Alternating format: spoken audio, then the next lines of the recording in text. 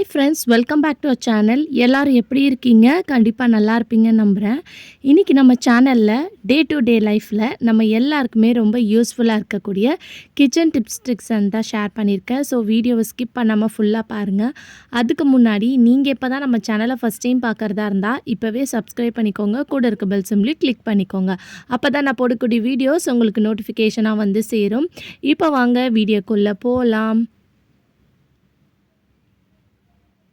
First இப்போ என்னென்னு பார்க்கலாம். இந்த மாதிரி தோசைக்கல்லில் நம்ம சப்பாத்தி தோசைலாம் சுட்டதுக்கப்புறம் அந்த ஈட் வந்து இருக்கும் இல்லையா? ஸோ நிறைய பேருக்கு வந்து டிஃபன் சாப்பிட்டதுக்கப்புறம் காஃபி அந்த மாதிரி பால் குடிக்கிற ஹேபிட் வந்து இருக்கும்.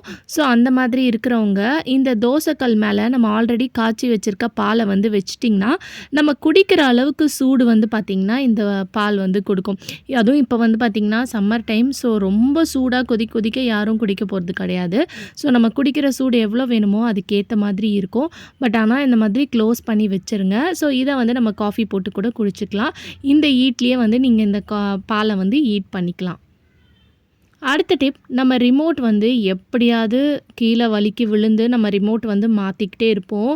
ஸோ 3 மாதத்துக்கு ஒரு வாட்டி நிறைய பேர் வந்து பசங்கள்லாம் இருக்கிறாங்கன்னா கண்டிப்பாக வந்து கையில் பிடிக்காமல் கீழே விழுந்து கிரிப் இல்லாமல் கீழே விழுந்துக்கிட்டே இருக்கும்.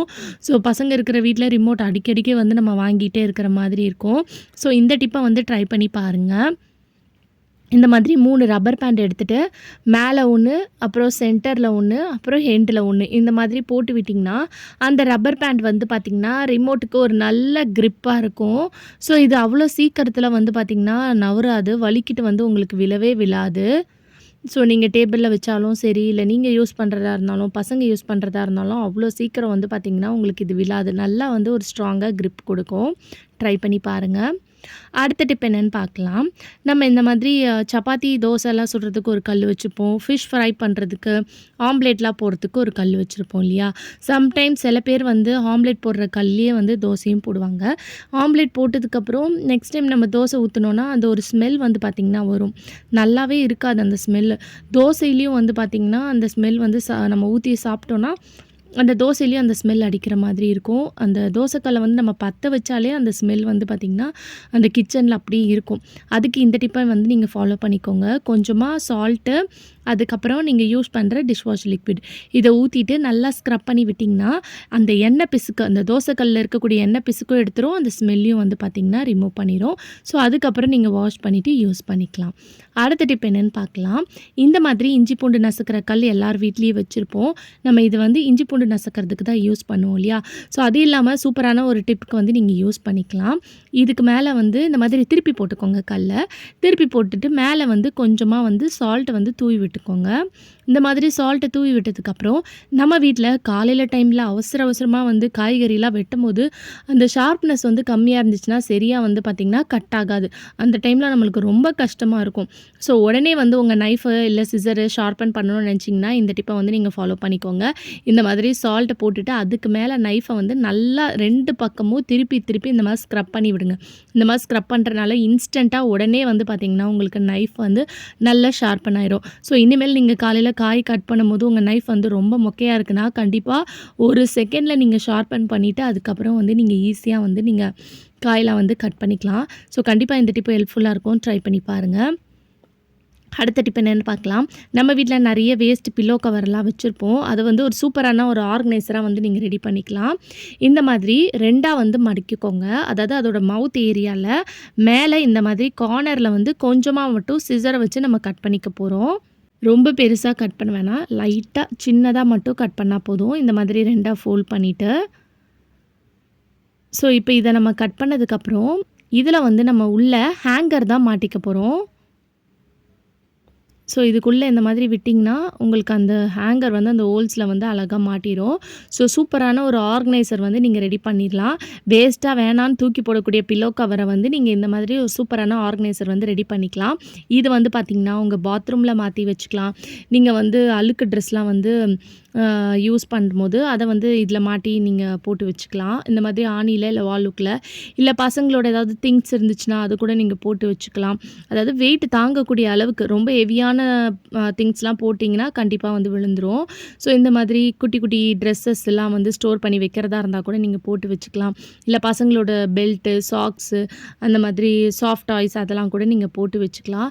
இல்லை வெளியே கூடயே ஒரு ஓரமாக நீங்கள் இந்த மாதிரி உங்கள் ட்ரெஸ்ஸிங் டேபிள் பக்கத்தில் இல்லை பீரோ பக்கத்தில் ஒரு வால் ஸ்டிக் ஒட்டி மாட்டிக்கிட்டிங்கன்னா இதில் நீங்கள் யூஸ் பண்ணுற ஷால்ஸு, துப்பட்டாலாம் கூட நீங்கள் மாட்டி வச்சுக்கலாம்.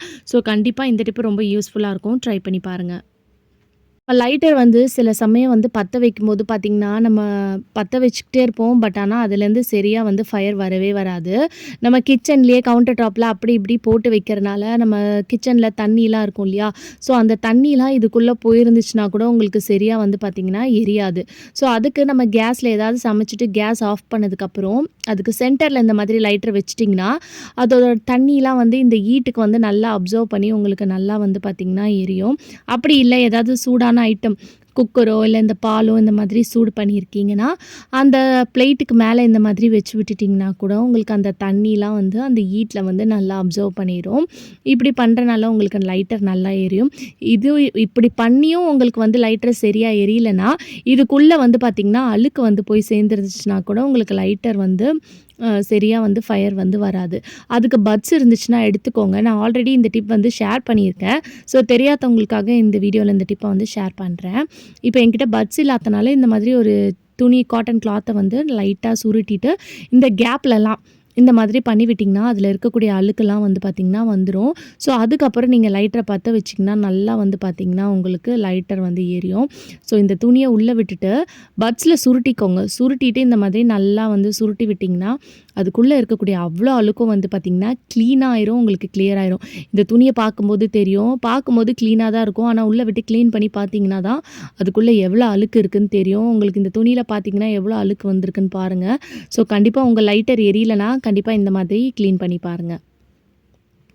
அடுத்த டிப் என்னன்னு பார்க்கலாம். பால் பாத்திரத்தில் காய்ச்சினோன்னா அப்படியே வந்து பார்த்திங்கன்னா அந்த பாத்திரத்தில் அடி பிடிச்சிக்கும். ஸோ அதுக்கு பால் காய்ச்சறதுக்கு முன்னாடி இந்த பாத்திரத்தில் கொஞ்சமாக தண்ணி ஊற்றிட்டு நல்லா இந்த மாதிரி சுற்றி ஷேக் பண்ணிவிட்டு அதுக்கப்புறம் நீங்கள் பால் இந்த மாதிரி ஊற்றுனீங்கன்னா உங்களுக்கு அடி பிடிக்கிற ப்ராப்ளம் வந்து இருக்காது. சப்போஸ் இந்த மாதிரி உங்களுக்கு பால்லாம் வந்து அடி பிடிச்சிருச்சுன்னா இந்த டிப்பை வந்து ஃபாலோ பண்ணி க்ளீன் பண்ணிக்கோங்க. இல்லை நீங்கள் டீலாம் நம்ம போடுறோன்னா கூட அந்த டீ பாத்திரத்தை க்ளீன் பண்ணுறதுக்கு கொஞ்சம் கஷ்டமாக இருக்கும். ஸோ அந்த மாதிரி இருக்கிறவங்க இந்த டிப்பை ஃபாலோ பண்ணிக்கலாம். ஒரு ஸ்பூனை எடுத்துகிட்டு இந்த மாதிரி சுற்றி அடி பிடிச்சிருக்க இடத்துல உடனே இந்த மாதிரி நல்லா வந்து சுரண்டி விட்டிங்கன்னா அதில் இருக்கக்கூடிய அந்த லேயர் மாதிரி ஃபார்ம் ஆயிருக்கு இல்லையா கோட்டிங், அது எல்லாம் வந்துடும். ஸோ அதுக்கப்புறம் தண்ணி ஊற்றி வாஷ் பண்ணிவிட்டு காட்டுறேன் பாருங்கள். இப்போவே பாதி க்ளீன் ஆயிரும். அதுக்கப்புறம் நான் ஸ்டீல் ஸ்க்ரப்பர்லாம் போடல, நார்மலாக இருக்கக்கூடிய இந்த ஸ்க்ரப்பர் தான் போட்டு வாஷ் பண்ணுறேன். இந்த மாதிரி ஸ்க்ரப் பண்ணிட்டு நீங்கள் வாஷ் பண்ணிங்கன்னா பால் பாத்திரம் க்ளீனாக இருக்கும். அதே மாதிரி இன்னொரு டிப் என்னென்னு பார்த்தீங்கன்னா, நீங்கள் பால் பாத்திரம் சரியாக வாஷ் பண்ணலைன்னா கூட நீங்கள் பாலை வைக்கும் போது உங்களுக்கு பால் வந்து பார்த்திங்கன்னா அடி பிடிக்கும். ஸோ கண்டிப்பாக இந்த மெத்தடை ஃபாலோ பண்ணிக்கோங்க. ஓகே ஃப்ரெண்ட்ஸ், இன்றைக்கி வீடியோவில் நான் ஷேர் பண்ணி இந்த டிப் கண்டிப்பாக உங்களுக்கு யூஸ்ஃபுல்லாக இருக்கும்னு நினைக்கிறேன். அப்படி யூஸ்ஃபுல்லாக இருந்துச்சுன்னா மறக்காமல் நம்ம சேனலை லைக் பண்ணுங்கள், ஷேர் பண்ணுங்கள், கமெண்ட் பண்ணுங்கள், சப்ஸ்கிரைப் பண்ணிக்கோங்க. தேங்க்யூ ஃபார் வாட்சிங்.